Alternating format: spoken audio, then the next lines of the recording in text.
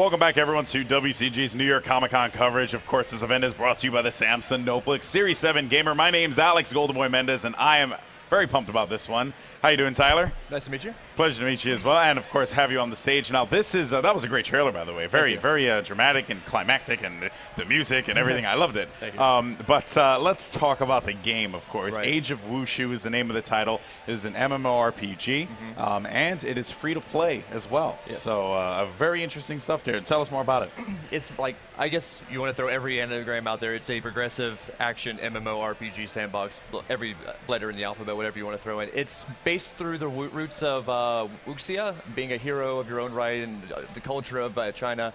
And think Crouching Tiger, Hidden Dragon as an MMO, basically, if you want to put it in a nutshell. All the Jet Li movies of Hero and all that, it's just like that. Hero's one of my favorites, by the way. Yeah, I'm a big fan. You can do all of that, the flying, the spinning in the air, the running on water, but it's still grounded in a realism, so you're not going to have a dragon or a minotaur pop up out of nowhere. You're going to face those bandits and thugs like Jet Li would, or Crouching Tiger, Hidden Dragon. Awesome. Well, I will tell you this much. It is a very unique style of MMO because we have seen games try and emulate that the Chinese culture or the Japanese culture. I know this is Chinese, but you know we've seen MMOs trying to emulate this with not much success. You know, maybe the Western audience doesn't embrace it. I don't know what the case is.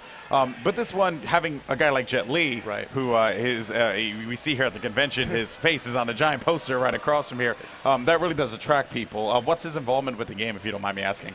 It's more of a spokesperson role, but they wanted to make sure if you had somebody endorse your product, if Schwarzenegger was going to endorse your barbell, you wanted it to be the best thing for him to endorse. So we got Jet Li to endorse a truly wushu game. There's photos of him online of doing wushu when he was 9 years old at the White House. He's lived this entire thing his whole life, and he's a very difficult person to put his name on something if he doesn't trust it. So the culture, having wushu masters do the mocap animation for all of the weaponry and the fighting, and the stories themselves that he remembers when he was little, all of that, he approves of that message in that sense. That's amazing. Now, let's talk about the time frame that this game takes place in. What is the time frame as far as like, is it like modern? Is it its own fantasy world? What's the deal here? It's during the Ming Dynasty, during that era of China when it was still going through their own political turmoil, and then people trying to get rid of those kung fu ways or those magical ways, which is why the Shaolin created their kung fu through broomsticks and the staves, because they were secretly, sneaking off, doing their kung fu and learning it that way. So it's during that, that dark period of China. Well, now, before we get into some live gameplay, which I'm pretty sure a lot of you guys are pretty pumped about as well, let's talk about the style of game it is for the MMO. Now, we had a conversation about this earlier, the way that you progress in the game. This is very interesting. Go ahead and elaborate on that. There's no classes or levels in the game. No classes or levels. In the traditional sense, you're not going to have a warrior, you're not going to have your bard, you're not going to have your mage. It's all based through joining a school of kung fu, learning those skills. You can quit that school and still retain those skills and go to another school or steal school skills, but you just collect all the skills that you can, and you mix and match like Kung Fu was originated. They would pull their own styles of Kung Fu and make it themselves. Wow. Basically customizing your own Alex version of Kung Fu. The Alex version of Kung Fu, baby. And then you don't level up like I don't level myself up. I just gain experience through anything. I've gotten experience just walking, but it's a little bit of experience as opposed to getting experience from quests, and you cultivate a skill with that bank of experience over time. Now, we've seen games try this in the past. We've seen games try and go with the skill-based style of multiplayer, trying to abolish the level system. Classes, on the other hand, that's something very new to me. I never expected to hear that, which I'm very curious to see how that tries out. But what is Age of Wushu doing better than the other guys? I think it rides a lot into our combat style as well. We have a more unique, it's like rock, paper, scissors combat style. So I could overload the skills for normal attacks as much as possible, but somebody could also overload their blocking or parries. When you block somebody, a parry automatically activates back. They could do damage back to you. So you have to learn to balance within yourself, or else somebody like I think Final Fantasy tried doing it. We like to keep also the historical factor involved and staying true to our combat and not overpowering people with one skill. That's awesome. I'm definitely a fan. I think this is a very cool idea that we really don't see implemented that much. Now, before we jump into the gameplay, why this method? Why try and go this way? Why not go with the traditional? It's easier, right? We've seen a lot of MMOs do it, but why not go with that style? Why go with this very unique style of MMO play? It builds a lot upon the culture of Wushu and Wuxia, even the schools themselves. I could get every skill I want, and people get bored playing the same thing. That's why you have multiple characters. This lets you play one character multiple ways. As a Shaolin, I can be true to myself, but if I get a beggar skill that I really love, it gets me drunk, but a Shaolin person can't get drunk. So you have to mix and match your play style and your lifestyle in the game to what you like about it yourself. And there's one more very, very cool factor that you had told me that, it was funny. Before we had started, I thought about it, and I'm like, man, I don't know how I'm going to ask this question, but I'm just going to let you take it away with it. Talk to us about when you log off of the game. When you log offline, I'll show it in the city we're going to. You see the normal NPCs, but then you yourself get logged out, and your character takes on the role of an NPC in its own right, sweeping the store, yelling out, hey, come check out the bank. I've seen some crowded servers in China have people breathing fire, doing stuff. And then some people can open up a stall and sell their goods offline. The problem is you have a greater risk being offline of being kidnapped by a person. If I see you offline and I'm just an evil little SOB of a guy, I'm going to take some knockout powder, knock you out, throw you in a sack, and sell you to a store. Wow. Yeah, you log back in, you're going to be in a strange place, don't know where you are. Stats might be a little skewed for a few hours maybe, or you can buy yourself out of servitude, etc. And then that's just fighting your way, or you can fight your way out of it. Exactly, probably. If I'm kidnapping you, a good player online can just chase me down and start trying to fight me, saying, no, you don't. That's Alex in that bag. You can't take Alex. We love him. So that's kind of dynamic, and whatever you do, you also get that good or evil reputation around the world as well. And the PvP. So there is PvP, obviously. It is is it like seamless, or is it something where it's like instanced? It's open PvP, where I can travel down the road, I meet another Wushu master, another player, I can challenge him to a duel. We have the kidnapping, where it happens, that person has a thing over their head saying, this person's free game for you to go attack. Stealing skill books from other schools initiates a PvP, for me invading that school, and everybody there is already standing guard. We also have guild wars, where wars between guilds. Let me just make sure there's no confusion with titles there.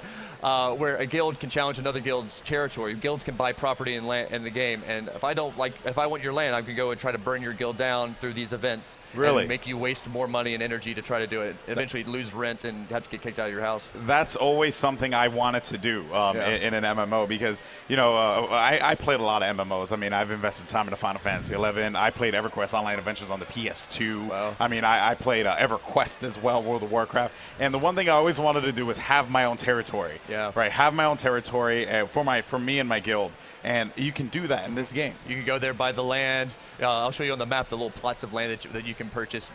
Create your sigil while you do it, and build a dance studio, a dojo. Dance studio. Yeah, there apparently are dance battles once you get higher up in your guilds. Oh, yeah. Yes. Let's do it. I could bust a move like no one's business, man. Then you can also create those fun little wooden dummies that your guild people can go up to safely and just train or cultivate their skills that way. Just get XP if they're doing that. All right. Well, I'm pretty sure a lot of people in the chat, as well as the people here, are like, well, stop talking about it. Let's watch this game. All right. Let's hop into the game here. All right. I'm just going to start out outside of a city right now to show a little bit of that combat and just how it flows and the ebbs and flows between the combat. These are just normal dogs that I'll end up fighting against.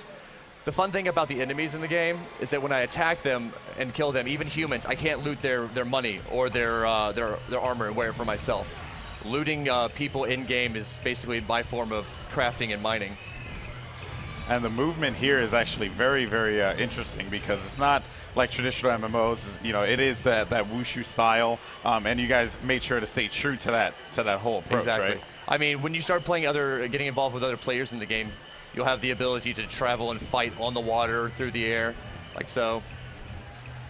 The game has a full free motion engine, similar to that of Crouching Tiger, Hidden Dragon. If there's water in my way, and I have the skill, I can do all the running on it that I want. Can I swim if I choose to? Just if I like that? Yeah, if you wanted to swim there. Oh, I'm just going to have a nice little... Yeah, little I like to swim. But then, running on water. Yes, and there's running on water. There's that gold right there was the experience I gained just from jumping. Really? Oh, wow. Okay, and then you're running up on top. That is running up on the walls. That lets me just, travel across the skyline of the city that I'm in. So the world is just open to you. Wherever you want to go, you can. It's your playground. It's your playground. And the music here, I'm signing it's very, it sounds inspired. What was the, is there a specific composer? It's actually MIDI. Oh, okay. 89% of the music's all done MIDI.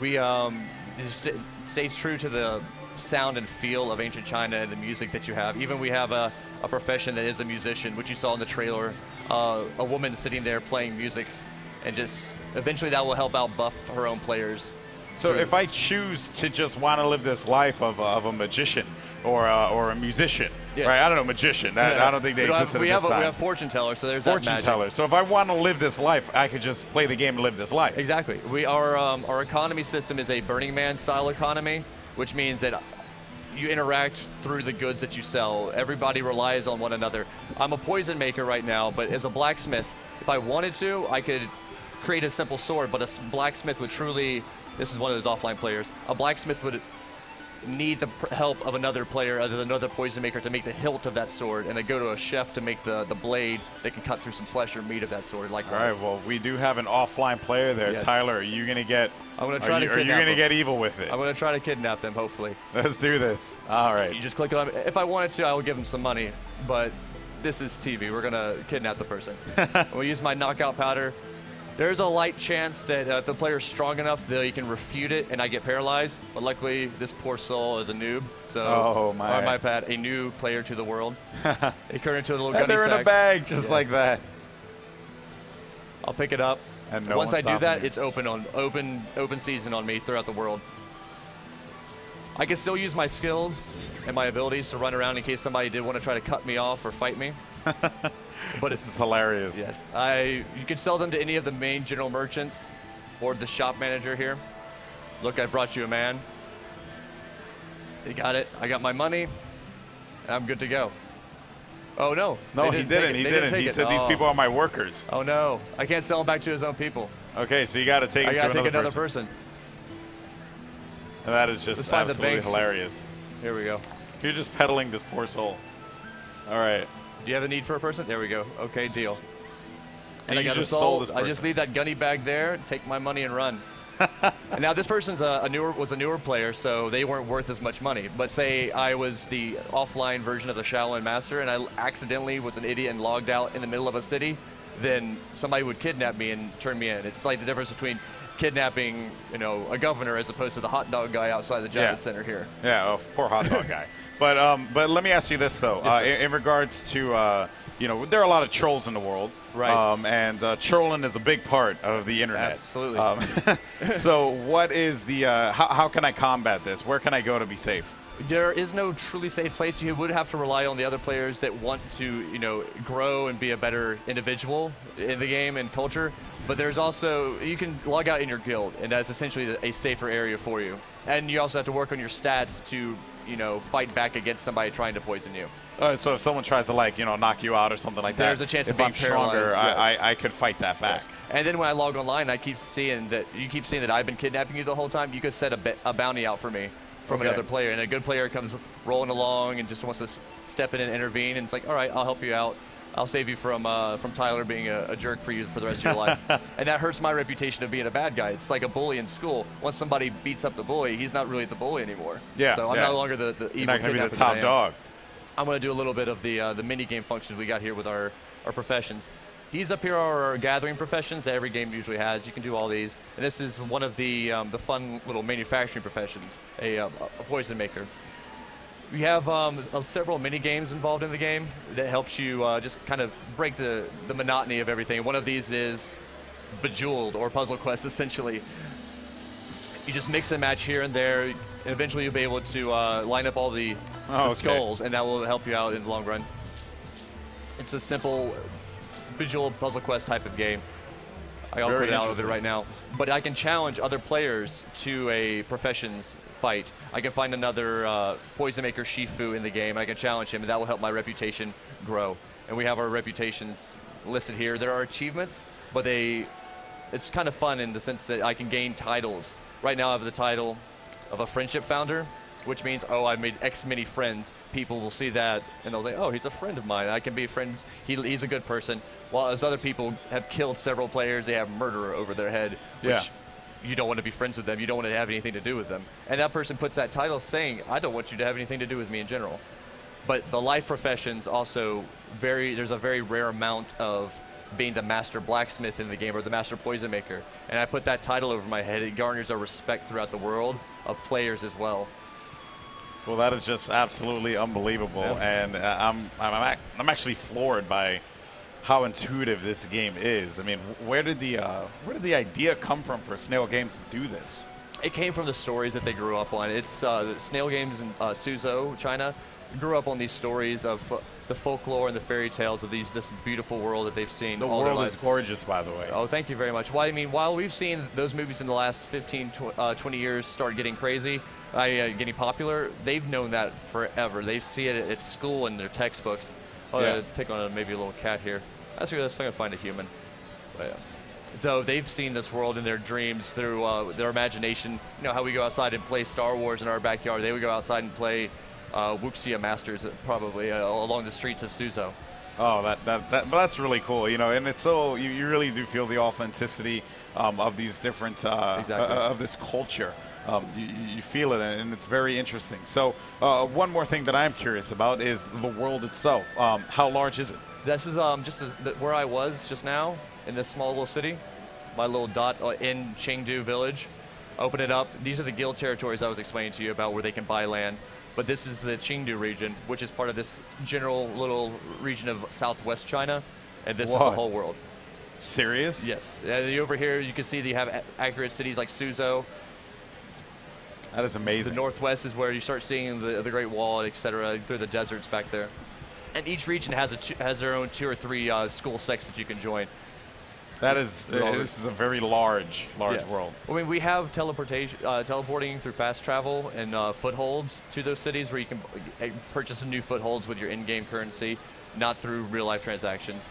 Our microtransaction shop is all vanity items. There's a VIP service that will give you stuff like more bags, slots in the warehouse, let you have an offline stall, but it's mostly to get stronger in-game is the interaction between other players and other manufacturers. So I could just download this game because it is not a browser-based game, by the way. This is a client download. Yes, sir. Because if you look at the game, it is not one of those games that you can play off of a browser. But I can play the whole thing without ever paying a single penny. Exactly. I mean, you can probably play a little bit faster in terms of cultivating skills, but it's not pay for power. Any other player can still gain their experience just as fast as, say, if I was a VIP.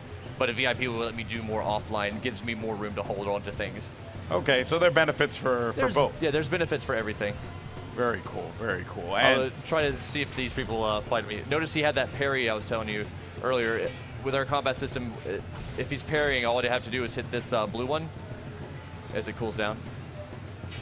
And we can break his block, which leads me over to all these little red ones again. and basically the controls, you're controlling everything. Oh, look at that. Oh god, he's dead. That's not even right. Exactly, both of them are dead. Those are rage points that you pick up. Here we go. I'm going to loot this guy's body, but I get flax. I don't get swords, I don't get armor, I get unique stuff that I can tailor for later on down the line. So instead of mining a copper vein, I'm mining human clothes. Poor humans. And this is very cool. Now in regards to the guilds, Yes. you said that there are various guild territories. How do I go about claiming a guild territory? And when I do claim it, basically, how do I maintain it? You're going to, you'll find one of these they're in the villages, you'll find guild administrators. And then they'll open up that map that I showed you earlier, the large world map, and you can pick the territories. They'll have them picked out for you. And they'll like, oh, I like the Heart Searching Cliff territory. You buy it, and they'll list you the buildings that you could purchase in the UI. And some of the resources that the miner and the woodcutter collect will come into a play where I have to have X amount of flax to make the banners for my sigil, or I'll have to have this rare tree to build the wood for my training dummies.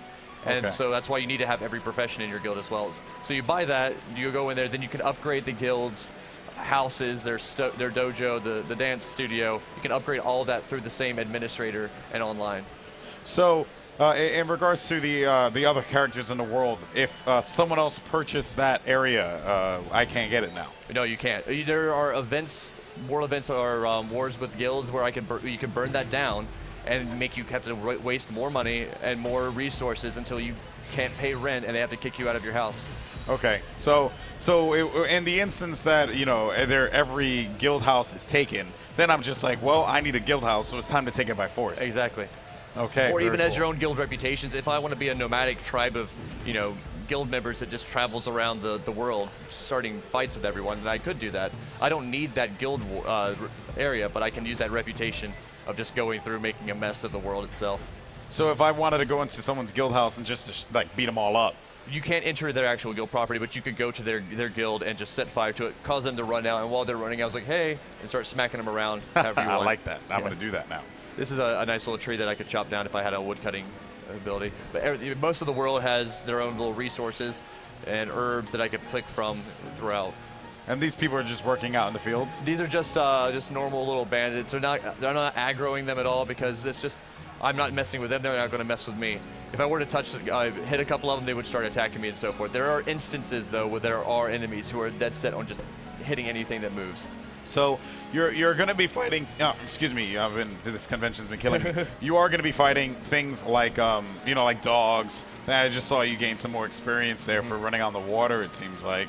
But you are going to be fighting things like dogs and cats and all that stuff. But for the most part, none of this fantasy stuff. You're fighting human beings. Even in the instances themselves, they have their own self-contained story that we've got a man whose family was strewn from him from this village. So you're saving this village from being burned down. Then you find out that the man doing it, his life was taken from him. He was basically like Sweeney Todd. He was thrown into jail poorly, and he's just taking retaliation upon everybody. But he's this man whose rage has filled him to create him this immense chi-like Hulk. He's not going to be big and green, but he's just going to be very difficult to mess with, who uses this stronger energy, like you are using this energy to fly through the air.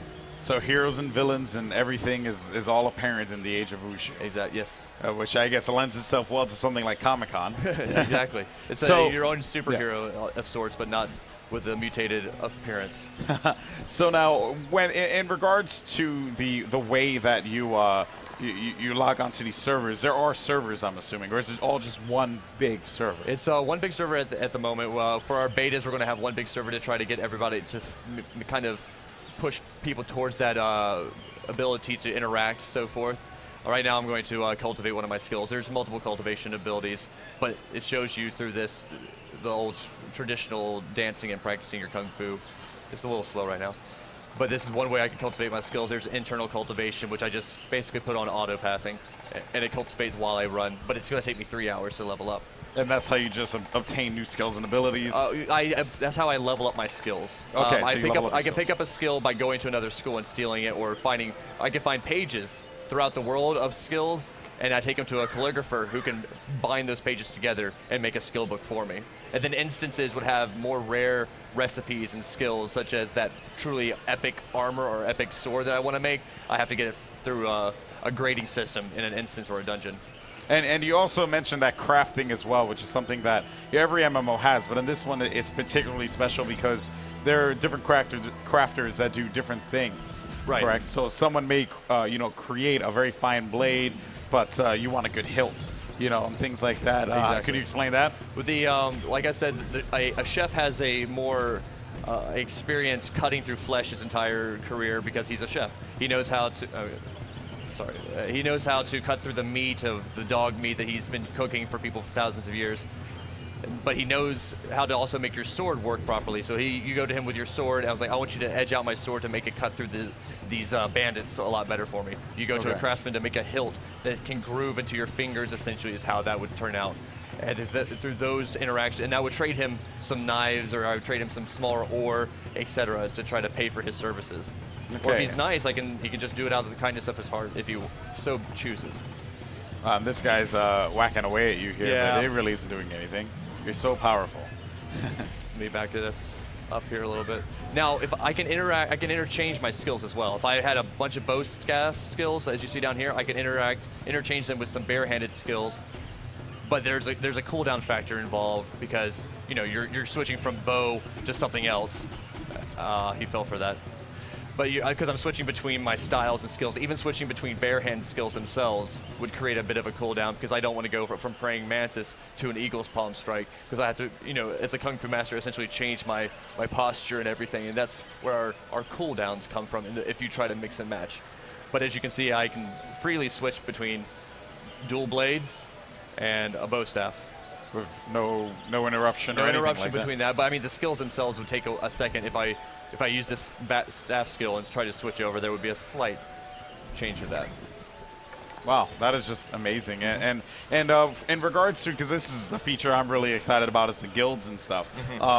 What is the limitation? Can I create an army? I've seen through the Chinese servers, we've seen 50 on 50 battles, 100 on 100 battles. Really? Even the school wars, where if like I was kidnapping you and the bounty hunter wasn't helping, you could go to your school and say, listen, this individual from this school is attacking me. We need to show some respect. So the master of your school would say, all right, let's instigate a fight against the Tangmen. So you have the Shaolin and the Wu-Tang just going at it in one epic, massive battle. So, and the master of the school, that's an NPC, or? It could be a human. It can be a person. One of the identities I was showing you, you can work your way up through your school from a monk acolyte to Shaolin monk and disciple, which you can get nice new costumes if you so choose, all the way up to, let me get over here now, a higher benefit person, all the way to the final master of your school. And then I make my own school, and then the entire dynamic changes once again. Yeah, you control how the Shaolin works. That's also, but also you have to stay true to the Shaolin. If you've been kidnapping people, you're not going to make master very quickly. If you are drinking, or if you get drunk using beggar skills, you're not going to be a Shaolin master. But likewise, if you're in the Tangmen or the Royal Guards, the more people I kidnap, the faster I get up there on the corporate ladder, as to speak. Wow, this is actually a really interesting game, because there's so much that can be done. Yes. And it's all open and it's all free to play. There is a main story, because there aren't classes or races in the fantasy sense. So when you start out the game, you pick one of the several 4 or 5 storylines. Like, I have to find my sister. So you have chapters of you searching for your long lost sister, or your city's stones have been stolen, all Indiana Jones. So you have to go find that artifact that was taken from your city, and it extends upon several chapters throughout the world. And as you progress through the chapters, your reputation, as I said, increases. And the higher your reputation increases, the more quests, your name becomes well known, and they'll start seeing me throughout the city, and more people will want to option out quests for me. There are daily tasks as well, daily events that you can do, and they'll refresh over time. Because somehow there's this child who's been losing his kite every single day I've been playing the game. I was like, listen, kid, just get a fire truck. Just wrap it around your hand. Come on, man. No, that's cool though. So all these different things happen, and the game feels like it's constantly evolving. So then, what are the challenges with the balancing then, as far as just making sure that there isn't too much or there isn't too little, and also just with the fact that you can rise through the different ranks. I mean, balancing must be a crazy thing with Snail Games. Right. Well, you want to try to work your way to being that master, but along the way there are going to be struggles. There's going to be extremely difficult preset tasks that you have to meet in order to become that Shaolin master, or that Wu-Tang master, or that fantastic blacksmith across the server. So it's going to take you several attempts to try to perfect your art or perfect your skills in order for you to get it. And then when you get to be a Shaolin master, you can say, you know what, I've been good for far too long in my life. It's time to go wreak some havoc on some people. So it's the fall of the Shaolin master. It's Kung Fu Panda going from that leopard and realizing it's not so fun being good, and then just going onto a murderous rampage. Yeah. And then starting a whole new storyline without even deleting the character. Wow. So, and in essence, you're making your own lore. So this is going to be something I think that would be particularly big for RPers out there, like role players, that really enjoy, I guess, being within that character and creating something in their own right. But you also, at the same time, have a competitive mode as well. So there is. You had made mention of it when I met you. Tell us a little bit about that. There were some tournaments going on in China and Asia through, I think it's NAC. I don't remember the anagram. I'll tell you right now as I look at your thing. NAC. That's right. The National Arena Contest. Yes, they've had contests over there through Asia Wushu. You'll see they'll even use the in-game arenas like these. Right now I can't go in because it's a challenge arena. They won't let me in because I'm not challenging anyone. It's not that time of day. But they'll set up pre-tournaments through NAC or just in-game itself. There are world events that have these events going on. There's escorts and some other ones, some recommended for me. Wow. And then you'll just see crowds of players just sitting there in-game watching this. I mean, they'll do live streaming, but they'll also sit in-game and watch it as their character in that world. So, I mean, esports has been a buzzword as of late for a lot of developers. Right. Is this something that that the guys at Snail Games and the guys and gals, I should say, are interested in doing, or is this like more or less just PvP and keeping it in that traditional manner? Absolutely, we're very interested in trying to get something like that, and especially in the future. I know we've had some serious talks within Snail USA about incorporating that, and even incorporating bringing some of those U.S. players over into NAC and trying to help that breach that threshold and bring an American into the NAC combat and have Rocky going over across the seas to take on the empire of NAC players that we have. But yeah, and it also builds onto the community itself, because everybody in the community knows the master blacksmith. They'll know this. So the NAC person or the esports champion will get his own special title in game, and you can recognize him of saying, "Wow, that's the guy who actually won $100,000 over in China for doing something amazing." Yeah, I mean, that is just so awesome to see that you guys are so open to all these different things that could really help the Age of Wushu grow. And of course, I can only imagine that moving forward, this is not just what's going to happen. There's so much more to come. Right. Exactly. I mean, it has a lot to do, like I spoke with, on the community and involving the community and involving the players into their own recognition and their own recognizable person that they can play and people can relate to in essence. There was a story that we had. A man in China during their beta spent the equivalent of $16,000 US on a sword that just glows. No one else can have it. No GM could ever create it. All it did was glow. It didn't give you a special attack. It just looked fun, and people could recognize him and his status of saying, "That's the guy who threw away a lot of money on a pretty glowy lightsaber of China." Or he could be, heralded by all the different people there and like looked at as someone honorable because he has it. It depends on how the community reacts to it. Exactly. I mean, I could see a murderer and realize, oh, he's a bad person, or I could say that he's a really good fighter because he's fought for so long and taking out so many people. Exactly. So he has the skill to beat people, but at the same time he chooses to fight people. So he's not, in essence, a great player in that way. And this is in the world. And the world is so massive, right, that as you see right there, it's just such a massive world that this game is. It's mind blowing, actually. It's a huge, like, for a free to play game, you have such a major scope between horses, woodcutting, and just the size and scope of China itself thrown into a free-to-play game is immense. Yeah. Wow. Now, another question that I have as well, in regards to the convention itself, how has the reception been here in Comic-Con? It was very similar to our E3 reception. People would come in and like, oh, let's take a look at this game, and they would be blown away by the artwork, the beautiful imagery. I'm pretty much done with the demo right now. They'd be blown away with the beauty of the trees, the falling of the bamboo, all of that kind of thing. Wow. I mean, I can only imagine. They would learn more about the game itself. Sorry to cut you off. They would learn more about the features of the game and go, wow, your trailer has a lot of action and combat, which looks really cool and brought me in. But now I find out that you have your own world within a world here. Yeah, and so in essence, what it is that you guys are making this experience that is already being, I guess, it's already out there, I should say, in the Chinese market, correct? Yeah, exactly. They've had about a little over 10 million registered users in the past 2 months when they went global. Wow. Yeah. That's amazing. Whenever you hear the number million, it always makes you think like that's a lot of players. And the reception there has been fantastic. It's been fantastic. I mean, a year before the game came out, they would contact people who had guilds that would travel between games in China, and those people would pre-order the game and actually pay money for a free-to-play game in troves. They would buy copies for all of their guild members to get them into the beta so they can all start learning it, et cetera, et cetera. Yeah. Wow, that is amazing. You can see that there's a lot of passion behind this game, and if you are here at the convention, you actually can just go right across from this booth and you can try out Age of Wushu. It was a bit weird because we've got our trailer going on, and I heard the trailer before the segment here, and it was kind of weird. It was like right next to each other. It was like we were a little bit more ahead. You guys were a little behind on it. It was pretty funny. It was the Age of Wushu and rounds thing going on. That's right. It's like one of row. Exactly. That's awesome. But you know what? Thank you so much, Thank you very much Tyler. This has been an absolute pleasure. Thank you. Age of Wushu, it's amazing. Now, let's just cover this topic real quick. How can people get involved with the beta?